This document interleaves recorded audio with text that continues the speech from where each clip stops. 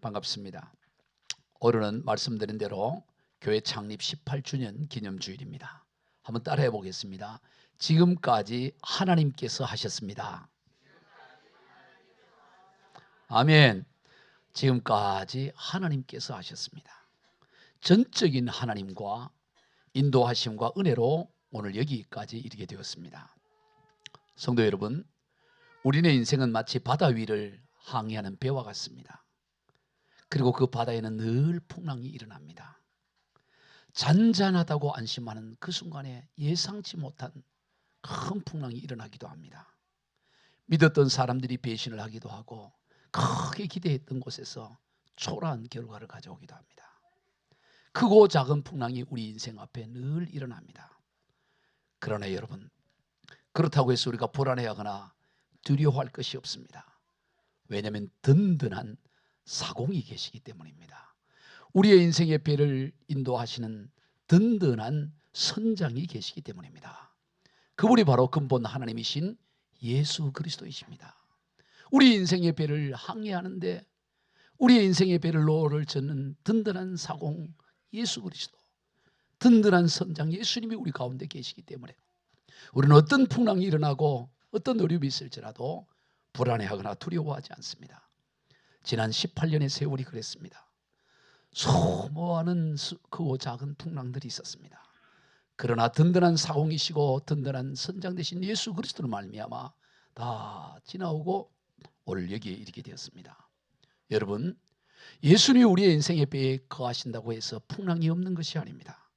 사람들은 묻습니다. 왜 예수를 믿는데 그런 어려움이 있고 그런 고난이 있느냐고.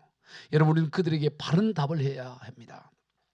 배에 사공이 있고 배에 선장이 있는 것은 파도가 있고 풍랑이 있기 때문입니다. 풍랑이 있고 파도가 있기 때문에 선장이 있고 사공이 있는 거예요. 왜 예수님이 계시는데 풍랑이 있느냐? 뒤집어 말해야 됩니다. 풍랑이 있기 때문에, 고난이 있기 때문에 배에 선장인 예수님이 우리와 함께 하신다는 것입니다. 그렇기 때문에 우리는 어떤 풍랑이 일어날지라도, 어떤 고난이 우리 앞에 닥쳐온다 할지라도 우리는 두려워하거나 불안해하지 않습니다. 나 두려움 없네, 두려움 없도다. 주 예수님 늘 깨어 계시도다. 이 흉흉한 바다를 다 지나면 저 소망의 나라에 이르리라. 아멘. 나 두려움 없네, 두려움 없도다. 주 예수님 늘 깨어 계시도다. 예, 그냥 읽는 게 낫겠어요. 늘 주님이 깨어 계세요. 이 흉흉한 바다를 다 지나면 저 소망의 나라에 이르리라. 아멘. 우리 2절 우리 같이 한번 찬양해 봅시다. 큰 풍랑이 이 배를 위협하며 저 깊은 물 입 벌려 달려드나 이 바다에 놓여 항해하는 이 작은 배 사공은 주님이라. 나 두려움 없네, 두려움 없도다. 주 예수님 늘 깨어 계시도다. 이 흉흉한 바다를 다 지나 저 소망의 나라에 이르리라. 아멘. 원래 바다는 흉흉한 거예요. 흉흉한 바다 상관없습니다. 두려움 없습니다. 왜? 이 흉흉한 바다를 지나면 반드시 우리는 저 소망의 나라에 이르는 거예요. 그 흉흉한 바다를 지나가면 우리 주님이 우리의 선장이 되시고 상공이 되시기 때문에 우리는 두려워하거나 절망하지 않아요. 그런데 많은 이들이 큰 풍랑을 만나면 오히려 주님을 떠나는 안타까운 모습들을 보게 됩니다. 더 주님을 붙들어야 될 때 오히려 주님을 떠나는, 더 주님을 의지해야 될 때 주님을 떠나는 안타까운 모습을 보여요. 여러분, 주님을 의지한다는 것은 뭘까요? 풍랑 가운데 주님을 의지한다는 것은 내가 잡고 있는 것을 내려놓는 거예요. 내가 붙들고 있는 것을 내려놓는 거예요. 그런데 많은 이들이 풍랑을 만나면 더 열심히 노를 젓고 더 열심히 더 배의 키를 잡고 있는 것을 보게 되는 것입니다. 그래서 도리어 더 어려운 가운데 있는 걸 보는 거예요. 이런 마치 우리 평소에는 구명조끼를 입고 잔잔한 물가에서 즐기다가 급물살을 만나면 그때는 더 구명조끼를 단단히 입고 있어야 되는데 오히려 급물살을 만나니까 구명조끼를 벗어버리고 자기 힘으로 헤엄을 치고 거기를 벗어나려고 하는 어리석이, 그래서 빠져 죽는 거예요.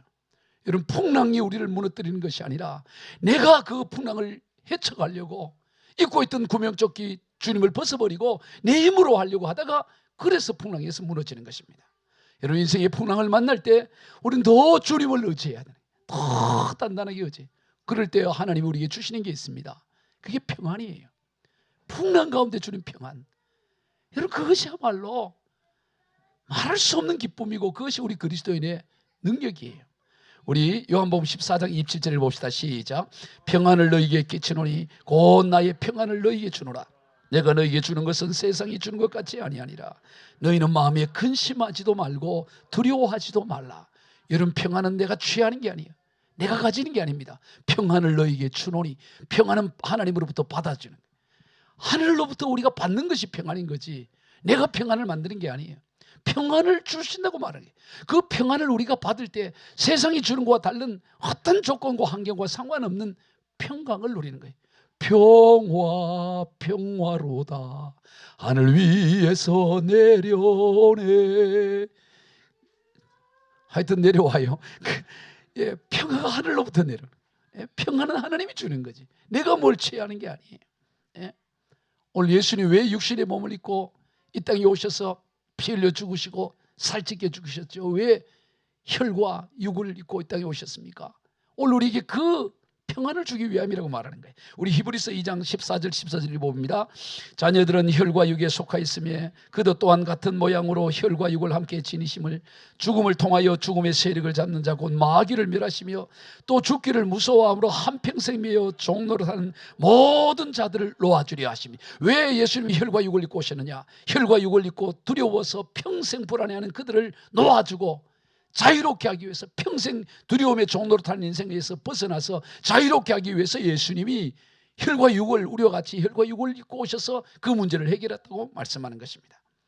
오늘 본문의 배경은 사도 바울이 예수 복음을 전하다가 사로잡혀서 로마로 배에 압송되어 가는 도중에 있었습니다.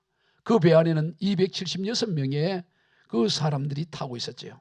그런데 그렇게 타고 로마를 향해 가다가 지중해 한가운데서 유라굴로라는 그런 광풍을 만나는데 19일 동안이나 계속되는 것입니다. 보통 광풍이 아니에요. 여러분, 우리나라가 태풍이 여름에 오지만 14일 동안 연속으로 오는 태풍은 없어요. 잠깐 며칠간, 뭐 길어봐야 2, 3일간 지나가는 거지 14일간 계속 태풍이 부는 경우는 역사에 없는 거예요. 그런데 이 유라굴로라는 태풍은 이거는 뭐 열나흘 동안 계속되는 거예요. 있을 수 없는 일들이 계속되는 거죠. 그래서 이제 다 살 소망이 끊어지고 이제는 열나흘 동안 다 토하고 먹지도 못하니까 그냥 굶어서도 죽을 수밖에 없는 그런 기진맥제에 있는 그 상황 가운데서, 최악의 상황 가운데서 바울이 일어나서 큰 소리로 이렇게 말합니다. 사도행전 27장 22절 시작. 내가 너희를 구원하노니 이제는 안심하라. 너희 중 아무도 생명에는 아무런 손상이 없겠고 오직 배뿐이니라. 여러분, 지금 상황은 여전히 어려운 상황이에요.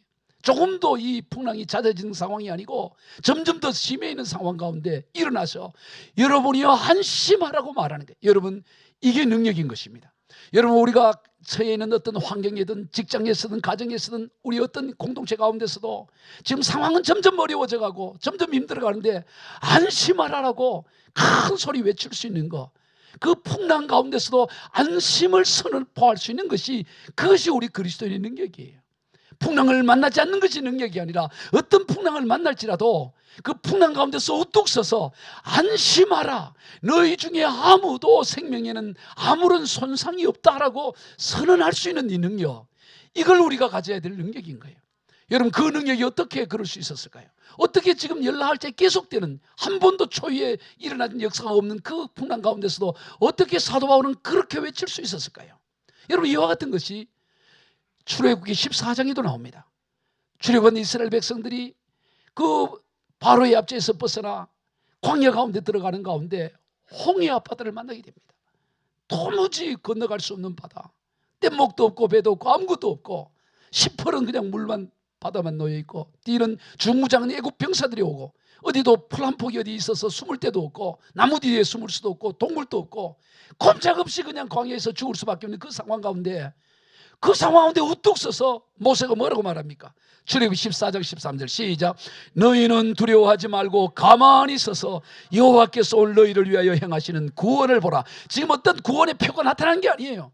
아무런, 오히려 발자국 소리는 점점 더 크게 들려오고, 여전히 시퍼런 홍해 바다가 앞에 넘실거리고 있고, 아무런 어떤 증거가 나타나지 않는 상황이에요.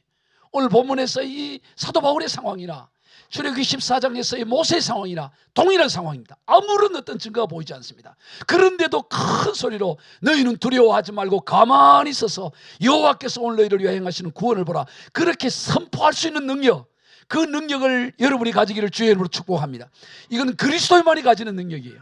뭔가 가능성이 있기 때문에 하는 게 아닙니다. 아무런 가능성이 보이지 않는 가운데서도 불구하고 두려워하지 말고 가만히 있어서 여호와 하나님께서 행하신 구원을 보라고 선포할 수 있는 것, 안심하라고 할 수 있는 것. 여러분 어떻게 그럴 수 있었을까요? 어떻게 모세는 그렇게 선포할 수 있었을까요? 바로 하나님이 약속을 붙들고 있었기 때문입니다. 하나님께서 출애굽기 3장에서 모세를 부르실 때 하나님이 약속을 이렇게 하십니다. 뭐라고 약속하느냐? 출애굽기 3장 12절입니다. 시작. 하나님이 이르시되 내가 반드시 너와 함께 있으리라. 네가 그 백성을 애굽에서 인도하여 낸 후에 너희가 이 산에서 하나님을 섬기리니 이것이 내가 너를 보낸 증거니라. 지금 그 호렙산 시내산 앞에서 처음 그를 부르실 때, 떨기나무 가운데 부르실 때 너 애굽으로 건너가서 이스라엘 백성들을 이끌고 바로 이곳에서 나를 예배하게 될 것이다. 그것이 내가 너를 보낸 증거라고 한 거예요. 아직 그 호렙산에 오지를 못했어요. 홍해를 건너가야 호렙산을 만나는 거예요. 그러니 이 이스라엘 백성들은 결코 그 애굽 병사의 칼날에 죽을 수가 없는 거예요. 아무리 시퍼런 홍해 바다가 놓여있고 시커먼 바다가 놓여있고 별난 것이 있어도 하나님의 약속을 붙들고 있었기 때문에 그렇게 담대하게 너희는 두려워하지 말고 가만히 있으라고 선포할 수 있었던 것입니다. 누가 여러분 담대하게 선포할 수 있습니까? 하나님의 약속을 붙드는 자가 선포할 수가 있는 것입니다. 여러분의 속한 공동체 어떤 자리에서도 하나님의 언약을 붙잡고 있는 사람은 다 절망 가운데 있어 이제 끝났다고 하는 상황 가운데도 그렇지 않다고, 안심하라고, 두려워하지 말라고, 여호와께서 지금 역사를 하실 거라고 선포할 수가 있는 거예요. 오늘 본문에서도 역시 그랬습니다. 열나흘 동안 그 풍랑 가운데 있을 때 하나님께서 그 전날 밤에 그 바울을 찾아가서 이렇게 말씀합니다. 사도행전 27장 23절 시작. 내가 속한 바 곧 내가 섬기는 하나님의 사자가 어젯밤에 내 곁에 서서 말하되 바울아 두려워하지 말라. 네가 가이사 앞에 서야 하겠고 또 하나님께서 너와 함께 항의하는 자를 다 내게 주셨다 했으니 그러므로 여러분이 안심하라. 나는 내게 말씀하신 그대로 되리라고 하나님을 믿노라. 여러분 어젯밤에 주님이 말씀하셨다는 거예요. 그러므로 나는 하나님이 그 약속하신 말씀을 이루실 그 하나님을 나는 믿노라. 그러니 여러분이 안심하라고 선포하는 것입니다. 여러분 오늘 우리가 이 사도 바울같이 하나님의 약속의 말씀을 붙들고 두려워 떨고 있는 자들을 향해 여러분이여 안심하라. 나는 내게 말씀하신 그대로 되리라고 하나님을 믿노라. 이걸 선포할 수 있는 능력이 있기를 주의 이름으로 축복합니다. 결코 우리의 인생 가운데 어떤 유라굴로와 같은 풍랑을 만날지라도 우리의 인생의 배는 결코 침몰하지 않아요. 결코 망하지 않습니다. 왜냐? 우리 인생의 배에 우리 주님께서, 전능하신 하나님께서 선장으로 사공으로 함께하고 계시기 때문에 우리는 결국에는 그것을 돌파하고 이겨갈 수가 있는 것입니다. 그러므로 풍랑 가운데 있을 때 절망할 것이 아니라 우리 인생의 배에, 내 인생의 배에, 내 교회에, 내 사업에, 내 삶의 자녀 가운데 하나님이 성장이고 주님이 선장이십니다. 주님이 내 인생의 사공이십니다를 고백하면서 나는 결코 침몰하지 않아. 내 가정은 결코 침몰하지 않아. 우리 교회는 결코 침몰하지 않아. 이 대한민국은 결코 침몰하지 않아라고 선언할 수가 있어야 되는 것입니다. 이것이 능력인 거예요. 이것이 능력. 상황을 보고 말하는 것이 아니라 우리의 상황은 아무리 암울하고 열흘 동안 해오도 달도 별도 없는 그 상황이라 할지라도 아무리 앞에 그 홍해바다가 넘실거린다 할지라도 그렇게 선포하는 것은 하나님의 약속을 붙잡은 자는 그렇게 선포할 수가 있는 거예요. 그런데 여기서 우리가 주의할 것이 있습니다. 만약 그렇게 했는데 침몰했다면 어떻게 될까요? 침몰할 수 없는 배지만 만약 인생의 배가, 물리적인 배가 침몰할 때가 있어요. 여러분 인생의 배는 침몰하지 않지만 현상의 배는 침몰할 때가 있어요.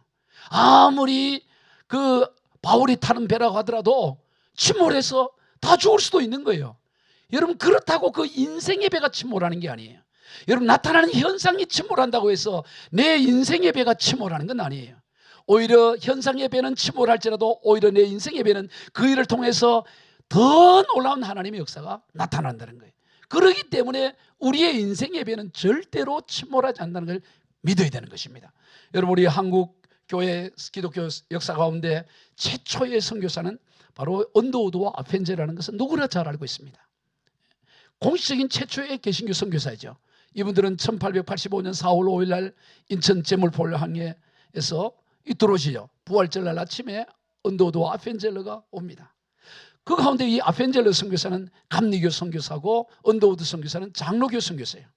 이 감리교 선교사였던 이 아펜젤러도 열심히 사역을 했습니다. 성경을 번역하기도 하고, 그리고 우리가 잘 알듯이 1885년에 배제학당을 세워서 그 백성들로 하여금 깨어나게 하고 깨닫게 하여 주고, 배제학당 안에 협성회를 만들어서 토론하게 하시고, 그리고 독립신문이라는 것을 발간하고 많은 귀한 일들을, 그리고 최초의 감리교인 정동제일교회를 세우고 여러 귀한 일들을 하고, 성경 번역 공동회를 만들어서 거기에서 성경 번역을 해가고, 그렇게 열심히 내던 27살에 이 땅에 부부가 들어와서 최초로 그 딸을 이 땅에서 태어나게 하고 일남 삼녀를 낳고 열심히 했어요.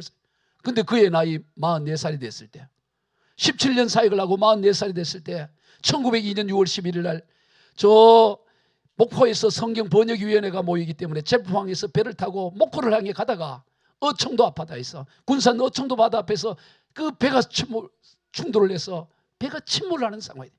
이분은 키도 크고 수영도 잘해요. 얼마든지 살아날 수 있어요. 그런데 함께 가있던 그 전도사 조항규라고 하는 전도사와 정신여고 여학생 하나가 선실 밑에 있는 걸 알고 그들 구하러 선실로 내려갔다가 얼마든지 그냥 살 수 있는 그 아펜젤러 선교사가 그냥 그 배와 함께 23명과 함께 수정이 되어버려요. 그래서 이 아펜젤러 선교사는 그 시신을 인형을 못해요. 인형을 그 당시 기술로 인형이 안 돼가지고 묘에 그냥 가묘만 있지, 시신이 그 양화진에 가보면 그냥 비만 있지 없는 것이죠. 그가 44살에 생을 마감할 때 일남 3녀를 두고 아내를 두고 세상을 떠났어요. 여러분, 아펜젤러 얼마나 귀한 선교사입니까? 그러나 그가 담배도 결국에는 침몰해서 죽는, 순교하는 그 일을 겪는 거예요. 그러나 그렇다고 해서 아펜젤러 선교사의 인생의 배가 침몰됐을까요? 그렇지 않습니다. 그렇다고 해서 그 인생의 배가 침몰하고 망한 것이 아니고 오히려 그의 죽음을 통해서 더 하늘의 일이 땅에 떨어져 더 많은 열매를 맺듯이 아펜젤러의 그 순교와의 그 정신을 깨달아 더 한국교회는 더 깨끗해지고 더 우리도 그 아펜젤러의 길을 걸어가자고, 얼마든지 자기가 살 수 있는데도 불구하고 잃어버린 양, 죽어가는 양을 구하기 위해서 내려갔다가 생을 잃어버린 그 아펜젤러 선교사가 우리 한국교회 선교사, 한국교회의 그 기초를 만들어주고 어떻게 살아가야 될지, 어떻게 우리 인생을 살아가야 될지 그 기틀을 말해요. 인생의 배는 결코 침몰하지 않아요. 물리적인 배는 침몰할 수 있습니다. 사업이 부도날 수 있고 병이 들어 죽을 수도 있고 어려움이 있을 수 있지만, 그러나 우리 인생의 배의 주인이 예수 그리스도님을 고백하고 예수님이 선장님을 고백하고 그분이 내 인생의 사공님을 기억하면 결코 우리의 인생의 배는 침몰할 수가 없어요. 침몰될 수가 없는 줄로 믿으시기를 바랍니다. 예레미야 29장 11절을 봅시다. 시작. 여호와의 말씀이니라. 너희를 향한 나의 생각을 내가 아나니 평안이요 재앙이 아니니라. 너희에게 미래와 희망을 주는 것이라. 아멘. 우리 새생명교회는 미래와 희망이 있습니다. 우리에게는 희망이 있습니다. 한국교회 희망이 있습니다. 세계교회 희망이 있습니다. 왜? 세계교회와 한국교회와 우리 교회의 선장이 예수님이기 때문에. 너희를 향한 나의 생각, 재앙이 아니고 평안이고, 재앙이 아니고 평안이다. 평안이다. 미래와 희망을 주는 것이다. 너희 인생의 배는 결코 침몰하지 않는다. 그렇게 약속하고 있는 것입니다. 모든 것을 합력해서 결국에는 더 좋게 하시는 하나님, 우리가 암송하고 있는 성경 구절이죠. 로마서 8장 28절 시작. 우리가 알거니와 하나님을 사랑하는 자, 곧 그의 뜻대로 부르심을 입은 자들에게는 모든 것이 합력하여 선을 이루니라. 다 암송해야 될 성경 구절. 모든 것이 모든 것, 어떤 침몰, 어떤 어려움, 어떤 환경도 다 합력해서 너의 인생의 배를 더 선으로 이끌어갈 것이라고 주님을 말씀하고 있는 것입니다. 그러므로 오늘 우리는 모든 염려, 걱정, 두려움, 이 환난 맡겨야 되는 것입니다. 베드로전서 5장 7절도 읽어봅니다. 시작. 너희 염려를 다 주께 맡기라. 이는 그가 너희를 돌보심이라. 다 맡기면 주님께서 돌보시겠다고 약속하는 것입니다. 여러분, 목욕탕 주인에게 귀중품을 맡겨도 주인은 다 돌보시고 다 지켜주잖아요. 아니, 목욕탕 주인도 맡기면 다 책임을 주는데 창조주 하나님이 우리가 맡길 때 책임을 주지 않겠어요? 당연히 맡기면 책임을 주시고 우리를 붙들어 주시는 것입니다. 자, 그런 데 있어서 이 14일간 이 풍랑 가운데 있을 때 사도 바울의 심정이 어땠을까를 한번 생각해 봤습니다. 여러분이 만약 이 유라굴로를 만나서 열나흘 동안 배가 정처 없이 떠나를 때 마음이 어땠을까요? 아마 하루나 이틀 되면 잠잠해지겠지. 하루 지났는데도 여전히 또 해요. 뭐 내일 주면 괜찮겠지. 이틀, 사흘, 나흘, 길어도 한 일주일이면 좋아지겠지. 1회가 돼도 안 되고 8회, 9회 생각의 영역을 벗어나는 거예요. 이럴 리가 없는데 지금 10일째, 11일, 12, 13 계속 풍랑이 일어나는 거예요. 지금 다 기진맥진해 있어요. 우리가 보통 생각하잖아요. 이 정도 되면 하나님 개입하고 역사하시겠지 했는데 지금 12일째, 13일째, 14일째 계속 진행되고 있을 때 그때에 이 사도 바울의 마음이 어땠을까요? 도대체 왜 이러지? 왜 이런 일이 일어나지? 그때도 사도 바울은 뭐를 하고 있었냐? 하나님의 약속의 말씀을 붙들고 있어요. 왜냐하면 바울이 이 배를 승선하기 전에, 오래전에 그가 예수복음을 전하다가 사도행 공회에 잡혀서 그 고초를 당하고 자기를 변호할 때 그날 밤에 하나님이 사도 바울이 나타나서 이런 말씀을 합니다. 사도행전 23장 11절 시작. 그날 밤에 주께서 바울 곁에 서서 이르시되 담대하라. 네가 예루살렘에서 나의 일을 증언한 것 같이 로마에서도 증언하여 하리라 하시니라. 이미 하나님이 오래전에 너 지금 이 예루살렘에서 이 백부장, 천부장 그리고 총독, 분봉왕 앞에서 나를 증언한 것처럼 너 로마 가서도 나를 증거할 거라고 이미 약속을 하신 거예요. 그리고 배를 탔어요. 그러니까 바울은 그거 붙잡고 가는 거예요. 근데 이게 예상보다 점점 더 길어져 가는 겁니다. 그래도 희미하더라도 분명히 그 약속의 말씀을 했기 때문에 이루실 걸 붙들며 갔는데 왜 그러면 그 전에 빨리 선언하지? 왜 열나흘째 돼서 그랬을까요? 그러나 이 사도 바울이라고 하더라도 워낙 견실이 14일 동안 여러분 토하고 해보세요. 아무리 하나님의 약속의 말씀을 붙여도 이게 희미해질 수가 있다고. 그런데 하나님께서 13일째 밤에 나타나셔서 말씀을 하시니까 두 번째 말씀을 하니까 그제야 일어나서 안심하라고 선포할 수 있는 거예요.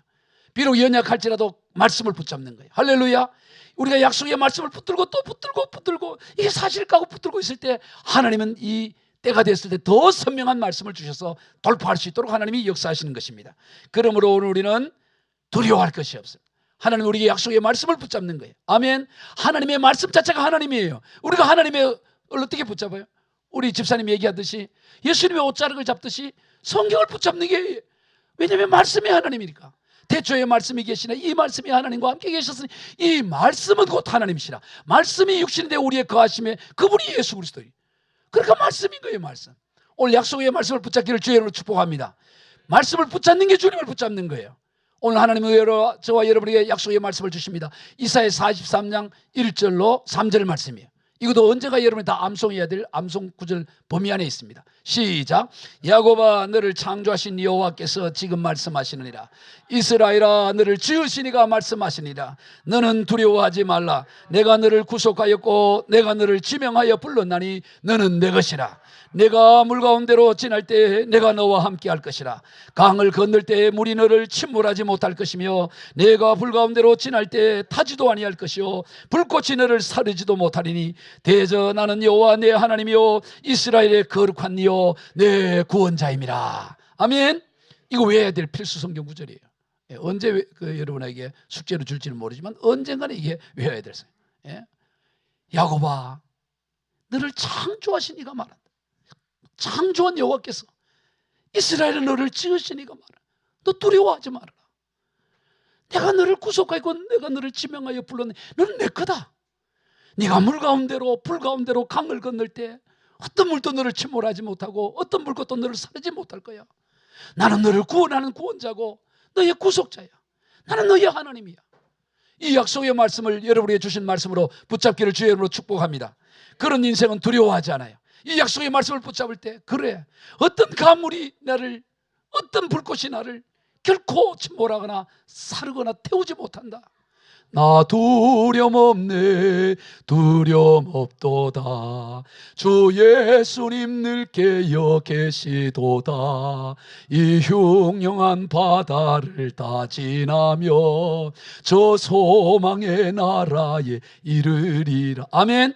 나는 반드시 저 소망의 나라에 이를 것이다. 아무리 흉흉한 파도가 쳐도 나는 반드시 약속의 말씀 붙잡고 저 소망의 나라에 이를 것이라고 선포하며 가는 거예요.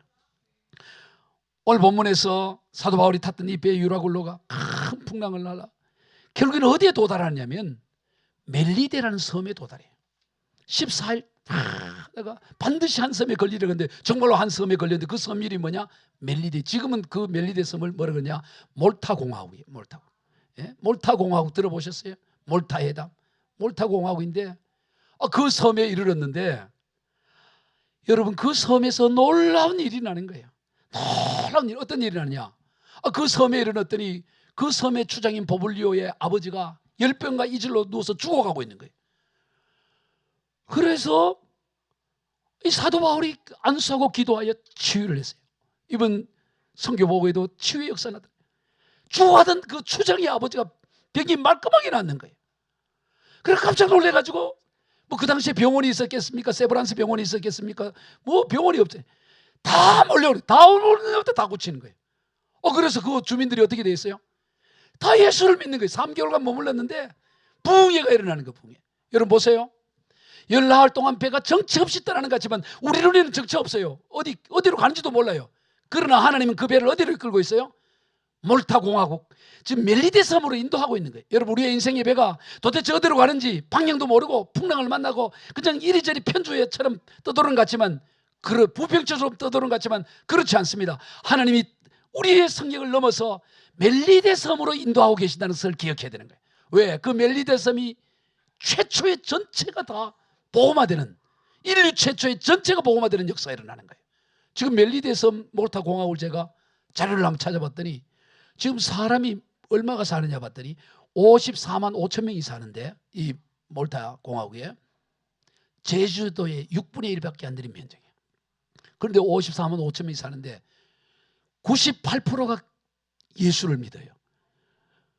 믿는데 성당 교회가 몇 개가 있나 봤더니 이 조그마한 곳에 성당이 359개, 360개가 있다는 거예요.